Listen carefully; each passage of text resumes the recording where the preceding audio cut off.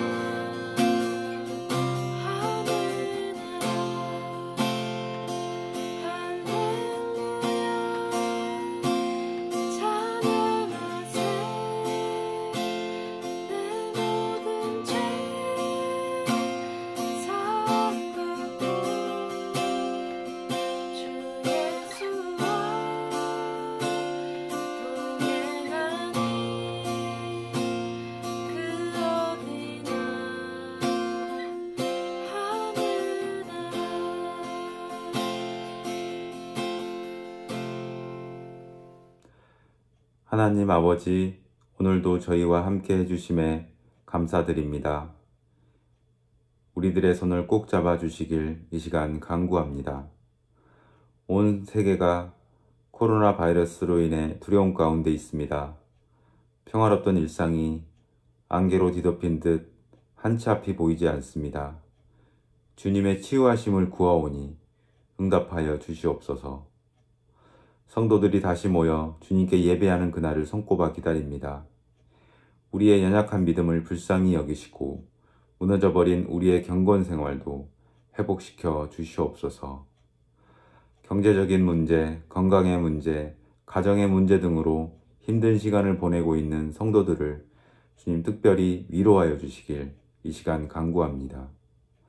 우리가 비록 동영상을 통해 예배를 드리지만 하나님께 더 집중하고 오직 주님만 높여드리는 예배가 되게 우리의 마음을 주장하여 주시옵소서. 전쟁과도 같은 코로나 상황에 수고하시는 의료진과 모든 관계자들에게 지치지 않는 힘을 허락하여 주시고 우리는 각자의 자리에서 중보하며 협력하게 하옵소서. 오늘 주님께서 주실 말씀 사모하며 예배로 나아갑니다. 우리의 마음밭에 말씀의 씨앗을 허락하여 주시옵소서. 이 모든 말씀 우리 주 예수님 이름으로 기도드립니다. 아멘. 사도신경으로 신앙을 고백하겠습니다. 나는 전능하신 아버지 하나님 천지의 창조주를 믿습니다. 나는 그의 유일하신 아들 우리 주 예수 그리스도를 믿습니다. 그는 성령으로 잉태되어 동정녀 마리아에게서 나시고 본디오 빌라도에게 고난을 받아 십자가에 못 박혀 죽으시고 장사된 지 사흘 만에 죽은 자 가운데서 다시 살아나셨으며 하늘에 오르시어 전능하신 아버지 하나님 우편에 앉아 계시다가 거기로부터 살아있는 자와 죽은 자를 심판하러 오십니다. 나는 성령을 믿으며 거룩한 공교회와 성도의 교제와 죄를 용서받는 것과 몸의 부활과 영생을 믿습니다. 아멘. 우리 가슴에 손을 얹고 말씀 전 고백 함께 고백하겠습니다. 하나님은 나를 사랑하십니다. 나는 그 사랑 안에 있습니다. 하나님은 오늘 나에게 말씀하실 것입니다. 그 말씀에 능력이 있습니다. 그 말씀에 생명이 있습니다. 나의 마음을 하나님께 열겠습니다. 나의 생각을 예수님께 집중하겠습니다. 들은 만큼 변합니다. 들은 만큼 행복해집니다. 순종하여 성장한 만큼 더 행복해집니다. 아멘. 오늘 하나님께서 우리들에게 주시는 말씀은 시편 123편 말씀입니다. 구약성경 시편 123편 말씀 함께 보겠습니다. 제 123편 성전에 올라가는 노래. 하늘에 계시는 주여, 내가 눈을 들어 주께 향하나이다. 상전의 손을 바라보는 종들의 눈같이, 여주인의 손을 바라보는 여종의 눈같이 우리의 눈이 여호와 우리 하나님을 바라보며 우리에게 은혜 베풀어 주시기를 기다리나이다. 여호와여, 우리에게 은혜를 베푸시고 또 은혜를 베푸소서. 심한 멸시가 우리에게 넘치나이다. 안일한 자의 조소와 교만한 자의 멸시가 우리 영혼에 넘치나이다.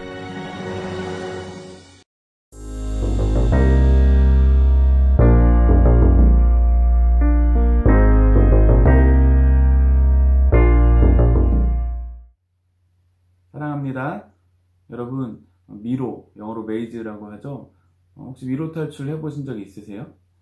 놀랍게도 기네스북에 기록되어 있는 세계에서 가장 큰 눈으로 된 미로, 스노우 메이즈가 바로 캐나다에 있다는 사실 여러분 혹시 아세요? 작년 2월 10일에 마니토바주에 사는 크린트 마스라는 사람이 설계한 미로인데 만드는 데만 6주의 기간이 걸렸다고 하고요. 면적은 약 2,800제곱미터, 높이는 약 2m 가까이 된다고 해요. 또 한 가지 미로에 대한 놀랍고도 재미있는 기록이 있는데 세계에서 가장 큰 미로 공원은 어디에 있을까요? 바로 한국에 있다고 합니다. 제주도에 있는 메이즈랜드라는 곳인데요.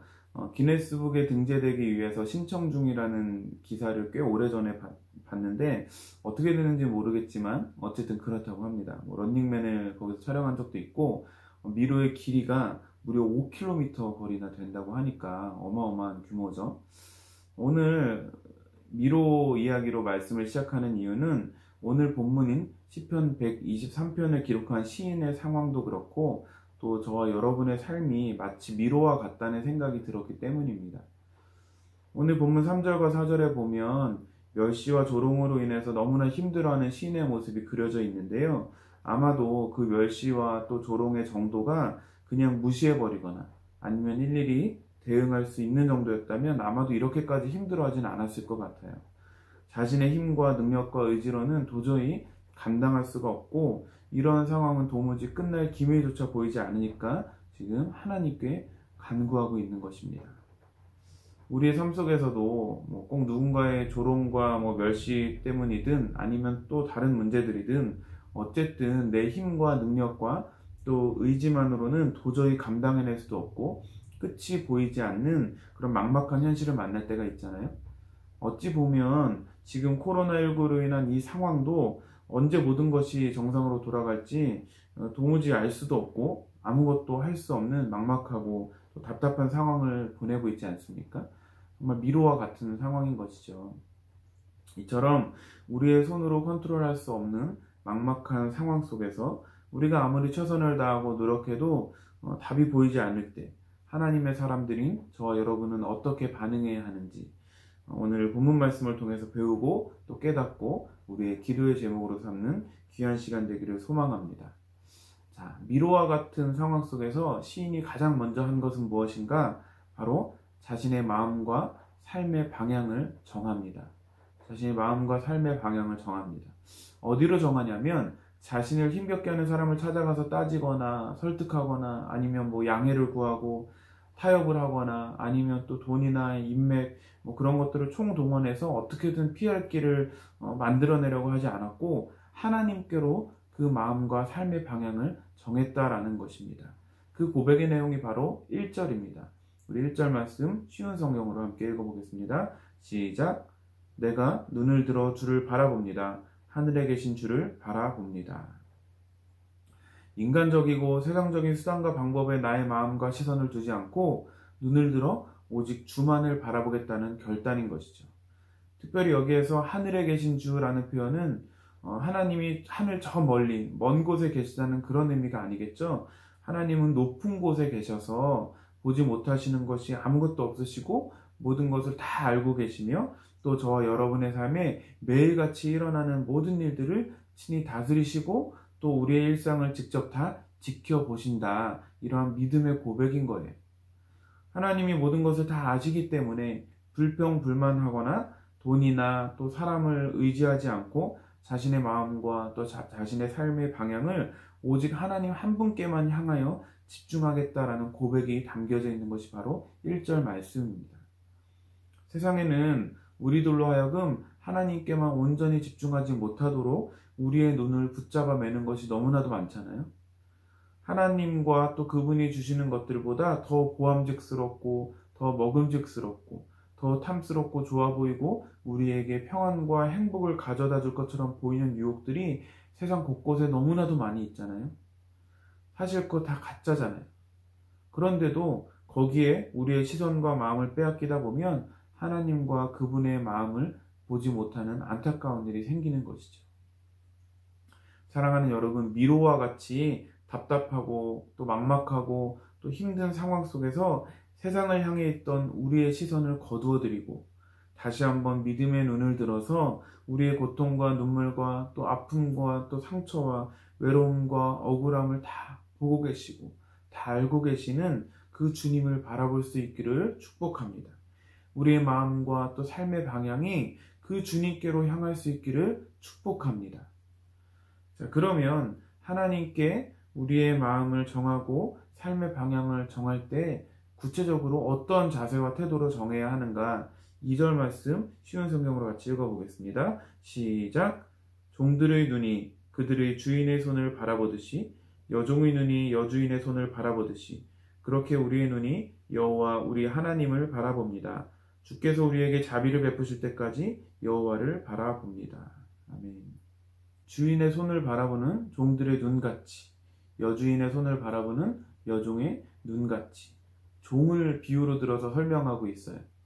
드라마에서 재벌 회장 같은 사람들의 비서들은 자기가 모시고 있는 회장이 뭘 시키든지 다 하죠. 그것이 얼마나 도덕적이냐 윤리적이냐 누군가에게 배신을 해야 되냐 법을 어기는 것이냐 아무 상관없이 시키는 걸 다 하죠. 구약시대의 종은 그 관계보다도 훨씬 더 상하 관계와 그 관계에 따른 그 구속력이 훨씬 더 컸거든요. 그러다 보니까 종에게 있어서 부모나 왕보다 그에게 더 중요하고 더 직접적인 영향을 미치는 사람은 주인이었던 거예요. 그러니까 뭐 벌을 내리든 상급을 주든 주인의 손끝에 자기의 생사가 걸려 있었던 거예요. 그러니까 시인은 내 삶의 모든 것은 하나님께 달려 있습니다. 하나님이 주권을 인정하고 있는 거예요. 신뢰와 또 순종의 마음으로 눈을 들어 여호와 하나님만 바라보겠다. 나의 주님, 나의 주인, 주님만 바라보겠다는 고백인 것이죠. 자, 그런데 1절과 2절에서 한 가지만 더 깊이 묵상을 해볼까요? 1절과 2절에서요. 눈이라고 하는 단어를 빼면 해석에 문제가 생기나요? 1절에서 눈이라고 하는 단어를 빼고 그냥 내가 주를 바라봅니다. 2절에서도 눈이라는 단어를 빼고 종이 그들의 주인을 바라보듯이 여종이 여주인의 손을 바라보듯이 그렇게 우리가 우리 하나님을 바라봅니다. 이렇게 기록했어도 전혀 해석에 문제가 없겠죠? 그럼에도 시인은 눈이라고 하는 단어를 반복해서 의도적으로 언급하고 있어요. 그 이유가 뭘까요? 왜냐하면 여기에서 눈의 의미는 단순히 신체 기관을 의미하는 것이 아니에요. 눈으로 번역된 히브리어 단어는 사람의 성격과 태도와 또 열심, 또 관심 이런 의미까지도 다 담겨져 있는 거거든요. 다시 말하면 시인은 자신과 자신이 속한 공동체가 시각을 넘어서 마음의 온 중심과 힘과 열정과 정성을 다해서 진심으로 하나님을 바라보고 있음을 표현한 거예요. 여러분, 어떻게 보면 직접적인 도움을 요청하는 것이 아니고 자신의 눈을 들어 주께 향한다라는 이 시인의 고백은 굉장한 믿음의 결단이라고 할 수가 있겠죠. 왜냐하면 모든 것이 급변하는 이 경쟁사회 속에서 대부분의 사람들은 어떻게든 살아남고 이기기 위해서 상황과 환경을 주시하면서 때로는 사람의 눈치를 살피느라고 시선을 분주하게 전후 좌우로 살피면서 살아가고 있잖아요. 세상은 정말 빠르게 돌아가고 있고 내가 지금 학교에서 같이 공부하고 있는 옆에 있는 친구, 또 같은 직장에 다니고 있는 그 사람이 언제 나를 배신하고 또 경쟁자가 될지 모르잖아요. 잠깐의 틈만 보여도 눈 뜨고 코 베이는 세상이다, 그렇게 이야기를 하기도 하잖아요. 그런 세상에서 한시 바쁜데 눈을 들어 하나님을 바라본다는 것은 굉장히 미련하고 어리석어 보이는 것일 수도 있겠죠. 그러기에 이것은 대단한 신앙적인 결단이라는 거예요. 비록 지금 우리가 교회에 모이지 못하고 있지만 우리가 새벽 기도회, 금요 기도회, 주일 예배, 또 여러 가지 사역과 봉사들, 또 목장 모임, 또 개인적으로 큐티하고 말씀 읽고 기도하는 경건의 시간들, 죽어라 공부하고 이래도 경쟁에서 살아남기 힘든 세상에서 이렇게까지 하면서 신앙을 지키면서 살아가는 것은 사실은 믿음 없이는 불가능한 것이죠. 특별히 이렇게 코로나19로 인해서 모든 것이 멈춰버린 듯한 이 상황 속에서 이럴 때 내가 남들보다 좀 더 공부하고 좀 더 돈을 벌어야지 생각할 수도 있지만 오히려 이때 이렇게 온라인 예배를 드리면서까지 신앙을 놓치지 않으려고 몸부림치는 그 모습은 정말 참된 믿음 없이는 불가능한 너무나 귀한 것입니다. 여러분이 잘 아시는 다윗과 골리앗의 이야기에서도 다윗이 이길 수 있었던 비결이 뭐였죠? 다윗은 눈앞에 골리앗이라는 거대한 문제와 상황을 바라보지 않았어요. 사울이 주는 좋은 군복과 갑옷과 노수로 된 투구 이런 것들을 의지하지 않았거든요. 그저 미련해 보이는 물맷돌 달랑 그거 손에 쥐고 눈앞에 골리앗이 아니라 그 너머에 계신 골리앗보다 훨씬 더 크고 능하시고 강하신 하나님 그분만을 바라봤던 거예요. 사랑하는 여러분, 저와 여러분의 시선은 어디를 향해 있습니까? 믿음으로 눈을 들어 주를 향하고 있습니까? 여전히 눈과 귀는 세상을 향해 있고 상황과 환경을 분주히 쫓아가고 있고 입으로만 그저 주님을 높이고 있지는 않은지 우리는 날마다 돌아보고 점검해야만 합니다. 자, 그런데 오늘 시인은 무엇을 기대하면서 그렇게 믿음의 눈을 들어 하나님을 바라본 것일까요? 우리 3절 말씀 개역 개정성경으로 함께 읽어보겠습니다. 시작. 여호와여 우리에게 은혜를 베푸시고 또 은혜를 베푸소서. 심한 멸시가 우리에게 넘치나이다. 지금 시인이 가장 바라는 것은 자신들을 괴롭히고 힘들게 하는 이들에게 하나님께서 벌을 내려주시고 그들을 없애주시고 그 문제를 바꿔주시고 그 환경을 해결해 달라고 기도해야 할 것 같은데, 그렇게 기도하는 것이 아니라 그저 은혜를 베풀어 달라고 그렇게 간구하고 있다는 것을 우리가 주목해야 합니다. 은혜라는 것은 세상을 살아가는 동안 하나님의 사람인가 아닌가를 구별하는 제일 중요한 단어입니다. 은혜는 베풀 이유가 없는 대상이 받을 자격이 없는 대상에게 조건 없이 베푸는 귀한 선물이 바로 은혜입니다. 다시 한번 말씀드립니다. 은혜는 베풀 이유가 없는 대상이 받을 자격이 없는 대상에게 아무런 조건 없이 베푸는 귀한 선물이 바로 은혜입니다. 저와 여러분은 이 주님의 은혜가 아니고서는 존재 자체가 불가능한, 주님의 은혜만을 철저히 붙잡고 의지할 수밖에 없는 사람들이잖아요. 세상 사람들은요, 한 분야에 정말 온 힘과 정성과 시간을 다 쏟아부어서 성실하게 열심히 노력하다 보면 그 분야의 전문가가 됩니다. 그래서 남들이 막 알아주기도 하고 인정하기도 하죠. 그런데 하나님의 사람들은 너무나 놀랍게도 평생을 주님을 믿었는데도 믿으면 믿을수록 나는 아무것도 아니구나, 하나님의 은혜밖에는 내세우거나 붙들거나 구하거나 의지할 것이 없다는 것을 고백하게 되는 거예요. 정말 아무것도 하나님의 도움 없이는 할 수 없지만 막연한 염려와 두려움에 빠져있지 않고 하늘에 계신 우리 아버지 다 보시고 다 아시고 다스리시는 그분께 우리의 소망과 기대를 가지고 나아가는 것이 바로 저와 여러분 크리스천들의 삶이라는 것이죠. 그 당시에 주인이 종을 대하듯이 입을 열지도 못하도록 하지도 않으시고 입을 열어 하나님 아버지 앞에 기도할 수 있도록 우리에게 특권을 주시는 하나님 앞에 간절함을 가지고 나아가야만 하는 것입니다.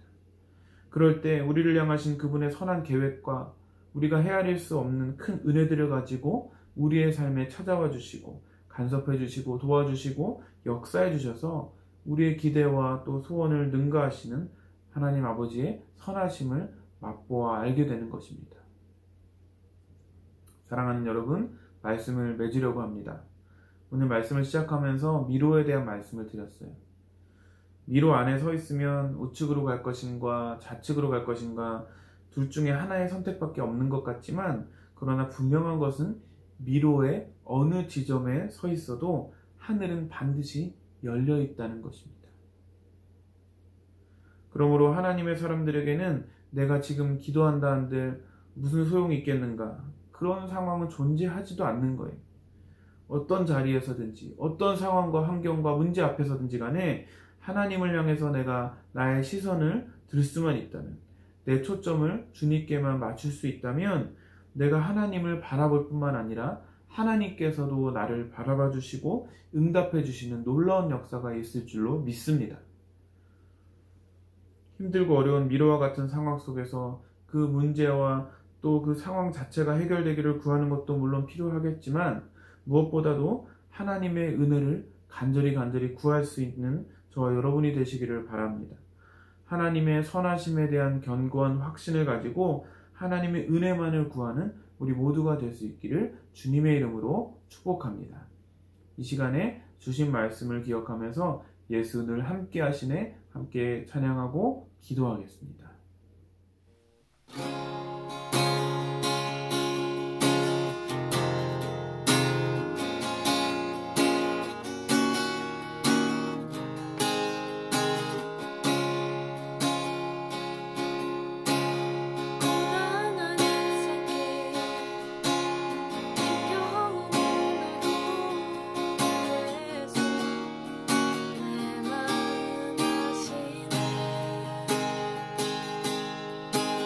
지나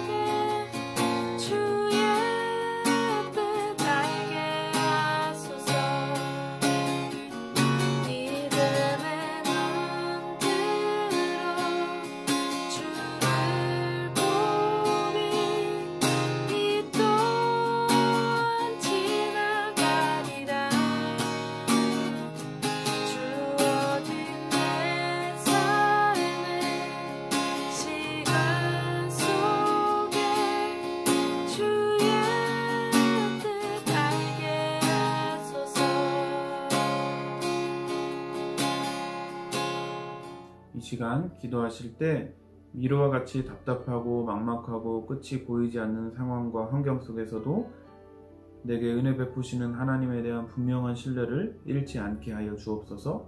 인간적으로 세상적으로 반응하지 않게 하여 주옵소서. 믿음의 눈을 들어 주님만 바라보게 하여 주옵소서.